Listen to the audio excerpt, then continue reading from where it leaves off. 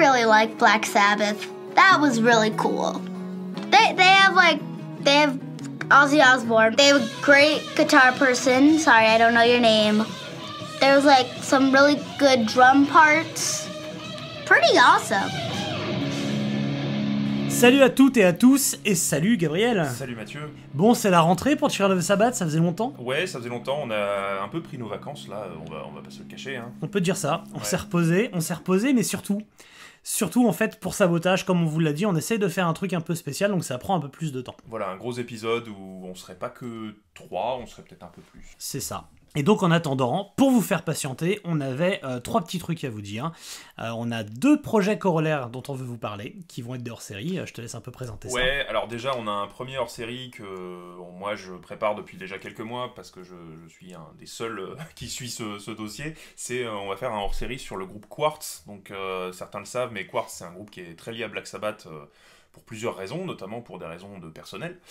Et en fait, Quartz, ils viennent de sortir un nouvel album qui s'appelle On the Edge of No Tomorrow. Et moi, comme je suis pas mal ce groupe depuis des années, j'avais envie d'en parler parce que il y a quelques années, il y a quand même Jeff Nichols, le claviériste et guitariste de Quartz, qui était quand même un des piliers de Black Sabbath dans les années 80-90, qui est décédé en 2017. Et ces dernières années, il y a eu pas mal de news qui sont sorties par l'intermédiaire de son fils adoptif qui gère son héritage et qui a sorti pas mal d'infos inédites sur Black Sabbath, notamment sur les débuts de la période Dio, avec des inédits qui ont fuité, mais il n'avait pas trop le droit de les diffuser.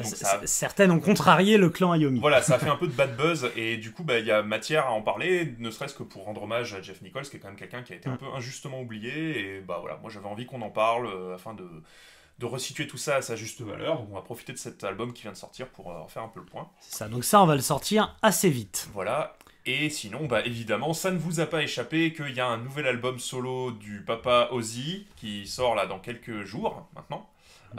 Et que on ne peut pas ne pas en parler. Alors on prépare ça, on attend d'abord d'écouter l'album, de digérer, ouais. Voilà, parce qu'il y a quand même 2 singles qui sont sortis, et déjà il y a beaucoup de choses, moi personnellement j'ai beaucoup de choses négatives à dire dessus. On n'est pas en accord. Ouais. Voilà, on n'est pas d'accord dessus, donc on va prendre le temps d'écouter tout l'album, chacun de notre côté, pour vous faire vraiment un épisode complet là-dessus, pour vraiment le détailler à froid, et pas de dire que c'est le pire album du monde trop rapidement, parce que moi je sens que j'en serais capable. J'ai vraiment une alors qu'il y a Black Rain et Scream qui existent. Ouais, mais mais j'ai écouté Ordinary Man bien longtemps après sa sortie, et je t'avoue que je partais avec un a priori plutôt positif, et en vrai j'ai pas aimé. J'ai pas aimé Ordinary Man, et je pense que là, Patient Number 9, ça va partir pareil. Bah oui, c'est censé être le numéro 2. Bon bref, voilà. On va en reparler. Donc en fait il y a ces deux épisodes qui vont sortir. Je pense que début octobre sortira l'épisode sur Sabotage, et on s'est fixé comme objectif, si on arrive à être sérieux, de clôturer la première partie de la carrière Ozzy Osbourne, donc les 2 albums restants après Sabotage, pour Noël. Voilà. Donc avant Noël, d'ici la fin 2022. Histoire de commencer 2023 en changeant d'époque, et donc normalement on devrait faire le début de la période Dio, et voilà, toute la période années 80 à partir de 2023. Donc voilà, c'est l'objectif, c'est de finir la première décennie Sabbath avant Noël, et on espère que vous serez au rendez-vous. Voilà. Mais on va pas vous laisser que là-dessus. On a oublié quelque chose sur Sabbath Bloody Sabbath. Alors pas quelque chose qui a une importance forcément énorme en lien avec l'album, mais ça nous était sorti de l'esprit qu'il y avait eu un petit buzz sur une ressemblance assez troublante, vraiment plus que troublante je dirais, presque surnaturelle d'ailleurs, je vais vous expliquer pourquoi, entre le morceau Sabbath Bloody Sabbath du coup de Black Sabbath et le titre What to Do d'une artiste brésilienne qui s'appelle Vanusa. Je vous mets un extrait là maintenant.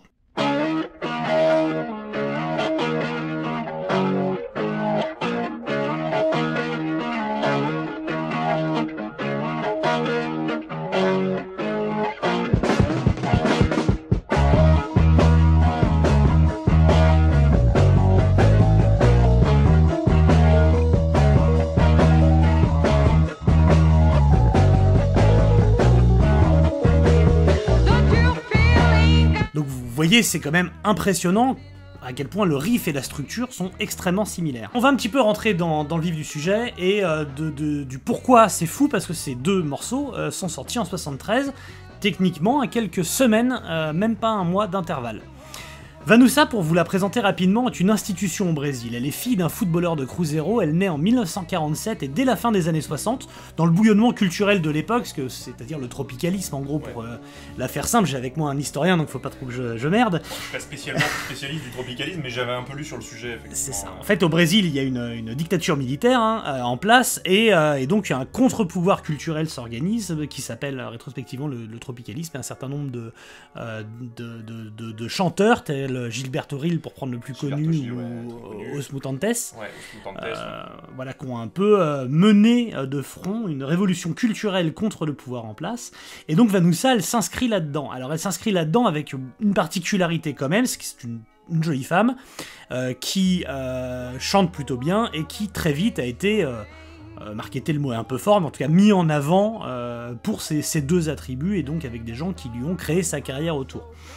Ses premiers albums, et donc les 4 premiers pour ce qui vont nous concerner, sortent entre 68 et 73, donc le 4e, donc les 4 s'appellent Vanusa, 1, 2, 3, 4. Comme les Zeppelin. Comme les Zeppelin, c'est vrai. Ou comme Black Sabbath. Enfin non, Black Sabbath. Non, ça marche pas aussi bien.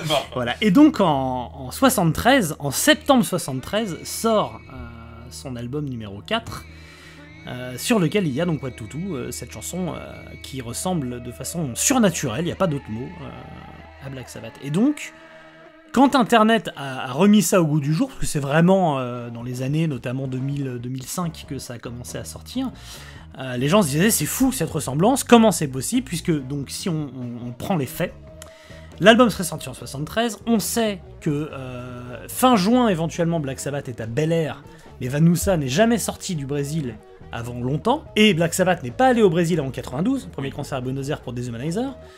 Buenos Aires, c'est en Argentine. Oui, premier concert en Amérique du Sud, et puis après, donc Rio de Janeiro, en tout cas sur la même tournée en 92, pardon, oui. Ouais. Et donc, comment ont-ils pu se croiser ? Après, je veux bien que des albums, ça puisse voyager, mais en un mois, sur des choses aussi spécifiques, ça paraissait particulier. Et on sait surtout que Sabbath Bloody Sabbath est le premier riff composé par Tony Iommi, donc quand ils sont allés dans le fameux manoir. Fameux manoir dont on n'a pas les dates exactes, mais on sait que le 2 août, ils étaient en concert à un festival à Londres, et que c'est juste après qu'ils ont rejoint le manoir. Donc on peut imaginer tout début août, avant le 10 août. Donc comment est-ce qu'on peut inventer ce riff-là avant le 10 août pour un album qui serait donc la pompe d'un riff sorti en septembre? Ça paraît compliqué. Ça paraît compliqué, ouais. Il y a des choses, des inconnus à éclaircir là dans cette équation. C'est ça. Et je vais vous proposer 2 versions, la version officielle et après mon hypothèse. La version officielle, c'est simple, c'est de dire que c'est un hasard absolu. C'est ce que dit Vanusa elle-même, qui, lorsqu'elle a été interviewée... Ah oui, parce qu'elle a quand même été interrogée sur le sujet. Voilà, en 2016, elle a été interviewée sur le sujet, et elle dit que pour elle, c'est une coïncidence et rien d'autre. Autre fait notable, elle avoue qu'elle n'avait jamais joué la chanson live, c'est pas un tube en fait de Vanusa, donc c'est une chanson qui n'a jamais été jouée live jusqu'à 2016, et donc le fait qu'elle ait été harcelée par des fans sud-américains qui dit on veut What to Do parce qu'elle est devenue connue, parce qu'elle a le riff de Sabbath Bloody Sabbath. Donc c'est pas une chanson que les gens ont pu entendre live, reprendre particulièrement et qu'aurait voyagé. Il faut savoir que Vanusa est décédée en 2020, elle était donc âgée, elle avait des problèmes de santé, de démence et des problèmes d'addiction médicamenteuse qui l'ont d'ailleurs amené, elle est surtout connue pour avoir planté dans les grandes largeurs l'hymne national lors d'un événement important dont là je l'ai plus en tête, mais donc voilà, elle avait dû menacer les gens qui disaient qu'elle était alcoolique de procès, etc., parce que c'était très compliqué, et elle est décédée début 2020 de complications pneumonales dues à un virus qu'on ne connaissait pas trop à l'époque, qui donc probablement serait le Covid-19. Voilà. Ça me dit quelque chose, je pense qu'on a dû en entendre parler. Voilà, donc voilà l'histoire devrait s'arrêter là sur un hasard complet. Sauf que, attention les yeux, j'ai un peu gratté. Alors, qu'est-ce que tu nous as trouvé comme pépite ? On sait que de nombreux albums sud-américains, j'ai appris que de nombreux albums sud-américains, notamment à cette époque, étaient antidatés pour des raisons fiscales. Ah oui. Je vous explique rapidement comment ça marche. Une fois l'exercice fiscal 73 terminé et clôturé, la maison de disques passe à 1974, nouvel exercice fiscal. Là, en tout début 74, si t'as l'album de Vanusa à sortir, tu le sors en mettant l'arrière de l'album 73, c'est pas très grave pour les magasins de disques puisque ça se joue à quelques semaines ou quelques mois, tu le mets sur ton exercice fiscal déjà clôturé, tu peux blouser les impôts comme ça. Je vois. Donc, il y a cette potentialité qui, moi, me semble corroborée par quelque chose, c'est que le tube, qui est l'un des plus grands tubes de Vanusa, qui s'appelle Mañas de Setembro, qui veut dire les matins de septembre, est sorti en 45 tours pour annoncer l'arrivée de l'album début 74. Donc si le single sort en février de 74, ça veut dire que l'album suit dans les semaines ou les mois qui suivent. Donc probablement l'album serait plutôt de 74. Mais il aurait été antidaté. Il a été antidaté à 73. Donc aujourd'hui, les gens qui s'en souviennent sont pas 3 mois près. Donc ils se disent, quand il s'est passé 50 ans, c'est sûrement sorti comme le dit l'album, fin 73. Et je pense que Vanusa, quand elle a répondu à des interviews là il y a quelques années pour répondre à ces questions, je pense qu'elle avait complètement oublié tout ça. C'est-à-dire qu'elle devait avoir ses repères temporels devaient être un peu flous. Donc peut-être qu'elle va dire non, j'ai rien copié, mais qu'en fait, quand tu grattes un peu, tu te rends compte que. Mais surtout que je vais rajouter quelque chose, c'est pas elle qui a composé la chanson du tout, puisque des gens composaient pour elle. Et la personne qui a composé What to Do s'appelle Papi, de son nom d'emprunt, de son vrai nom Alf Suarez. Et il a composé pas mal de titres pour des artistes brésiliens, surtout entre 71 et 79. Et notamment, il était spécialisé dans la branche internationale de RCA Victor, ce qui veut dire que, il avait entre 71 et 79 accès en avance des albums internationaux à développer au Brésil, mais en plus, il était chargé d'adapter en version brésilienne des morceaux internationaux connus. C'est cohérent. Comme par exemple, ce que vous connaissez tous, Les Portes du Pénitencier de Johnny Hallyday, qui est donc une reprise de House of the Rising Sun des Animals. Bon, eh bien, si on parle de Sabbath, par exemple, il y a le très célèbre Der Hund von Baskerville, qui reprend Paranoid. On vous en met un extrait pour ceux qui connaissent pas, parce que c'est délicieux, ici.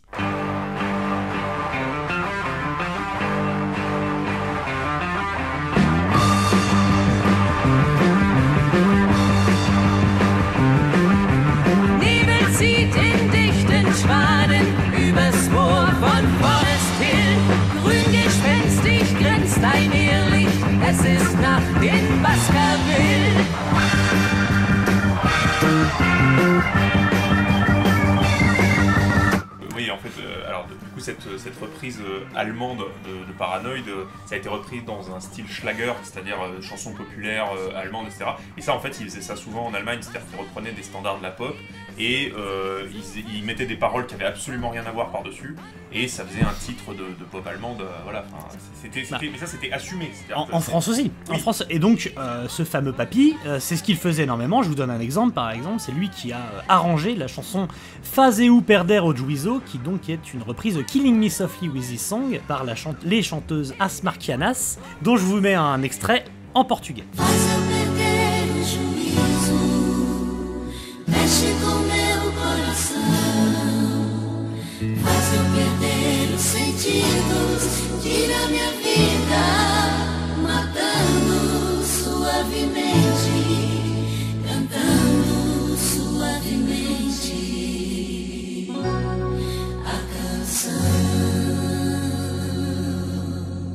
Donc ce monsieur, responsable du développement des artistes étrangers et spécialiste des adaptations de tubes pour le marché brésilien, a-t-il eu le 45 tours ou l'album de Black Sabbath entre les mains? Il est impossible de le confirmer.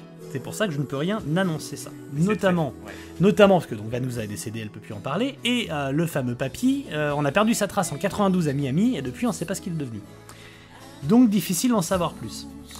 Ce que je sais pour rajouter un petit plus à ma théorie, c'est que l'album de Sabbath Bloody Sabbath est sorti en Brésil mi-74 pour des raisons de réflexion sur l'exploitation entre Vertigo et Warner. C'est-à-dire jusque-là, c'était Vertigo qui exploitait sur le continent sud-américain, et à partir de Sabbath Bloody Sabbath, ça a été Warner, avant que ce soit NEM, par la suite.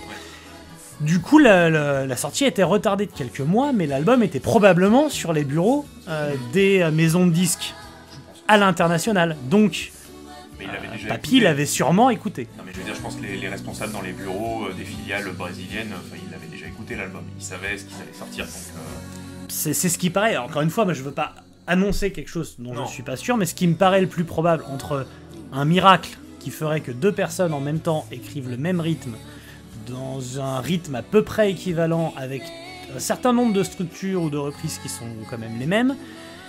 Ça me paraît plus simple qu'un type spécialisé dans les adaptations de variétés internationales ait récupéré le riff et ait pondu une chanson pour Vanusa. Ça semble extrêmement possible. Je veux dire, Voilà. même si on n'a aucune preuve, on peut rien avancer, ça semble quand même très fortement possible. Je veux dire, si tu veux, quand tu vois la jeunesse de la chanson, il y a tous les éléments, quoi. Il y a tous les éléments qui sont là. Je pense que la pauvre Vanusa, elle est responsable de rien, tu vois. Enfin, elle fait ce qu'on lui dit, tiens, j'ai une chanson. Oui, bien pour sûr, toi, bien et sûr. puis voilà, puis après, elle en sait rien. Enfin, Et il me paraît difficile d'imaginer qu'Ayomi ait entendu et repompé le riff, sachant qu'il était complètement à sec à Bel Air, qu'il est revenu sans rien, et que le riff, il l'a sorti quand il était enfermé dans un manoir au fin fond de l'Angleterre, quoi. C'est pas là qu'il a entendu Vanusa, ni à la radio, parce que c'était absolument pas un single, rien de tout ça. c'était pas sorti, non. C'était pas distribué en Europe, donc il n'y a pas de raison que sa maison le distribue non plus. Enfin, c'est vraiment quelque chose qui restait au Brésil, quoi. Donc voilà le petit mystère pour ceux qui avaient noté qu'on n'avait pas parlé de What to Do. Et ben, c'est fait, et voilà l'enquête. Donc je suis bien content d'avoir mené, parce que c'est quelque chose que j'ai découvert là, dans ces derniers jours. Donc voilà. Bah c'est cool, ouais, c'est bien qu'on en ait parlé. C'est vrai que ça aurait été ça aurait manqué à notre enquête sur le sujet. Et ça me permet de dire que si vous avez des questions sur plutôt sur des périodes déjà traitées, du coup, parce que le reste on traitera à fur et à mesure, mais des choses qu'on aurait oubliées ou que vous aimeriez avoir des précisions, on peut enquêter. Donc n'hésitez pas à poser des questions dans les commentaires.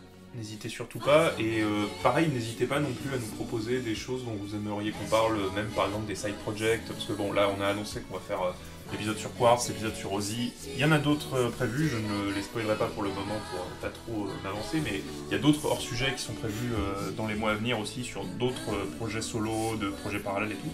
Mais si vous, il y a des choses dont vous aimeriez qu'on parle, des sujets spécifiques, parce que par exemple on a prévu ça, on vous l'a annoncé, on l'a pas encore fait, mais on va faire des épisodes par exemple sur les lives, on a dit qu'on ferait un épisode sur le California Jam, on a dit qu'on ferait un épisode sur la Vet Last et tout, donc ça on va le faire en temps voulu. Pour le moment on vous a annoncé ce qu'on fait d'abord. Hésitez surtout pas à nous le proposer, on notera les idées, et puis dès qu'on a un peu de temps, on le fera. On le fera, c'est promis. Bon, on vous laisse là, on vous dit à bientôt, donc avec deux hors-série, puis sabotage, enfin. Allez, À plus. à plus.